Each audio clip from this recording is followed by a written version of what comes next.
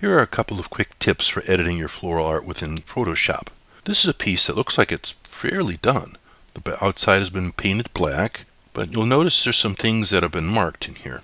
I kind of call these bookmarks.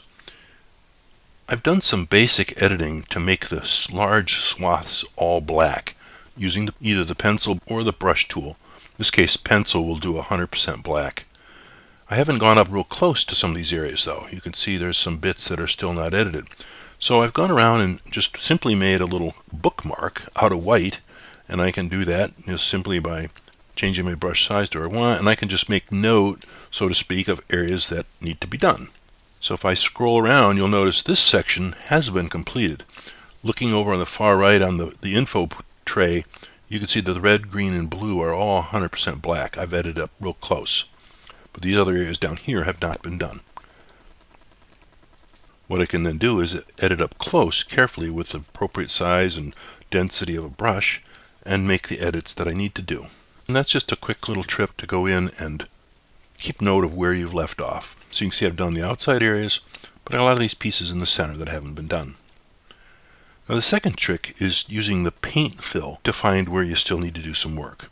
So as an example, this section up here, I've got noted I got some edits to do, but sometimes it's hard to see where I've left off because the areas are very dark, but just not pure black. When I took the scans, I shut the lights off in the room. But if I go over and do the paint bucket and do a fill of white, you can see where I've done. And in fact, I did my broad brush painting, but I missed a spot. I did down here. So I can either simply undo what I just did, and then come in here with simply a pencil tool and go ahead and edit that black. Let me go make my pencil a little larger and paint this area all black 100%. Now again, if I do that same paint fill, boom, I've cleaned that out. So it's a way to tell where you've got more work to do. Let me undo that.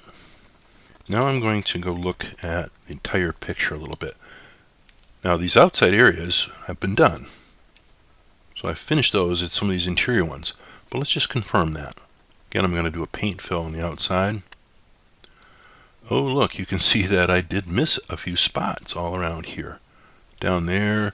And so when I was editing, I missed some spots when I was doing the broad brush stroke editing. Some of them not too much of a big deal, but this one here would potentially show up when I looked at that real close or made a nice high quality print. And if you look here, let's go in and undo our painting again, or rather our paint bucket. And sure enough, you can see there's a couple speckles in there.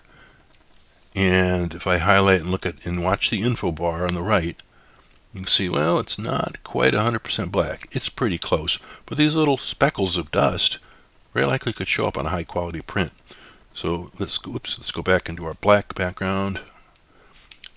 And I've just filled that entire area now with pure black. Now, scroll back out again. Now if I do my paint bucket after having done that, switch over to white. Boom, I just fixed that area. So clearly I have some other areas to go do, but this little trick allows me to go find those and make sure I made a 100% black background. Hope that's helpful.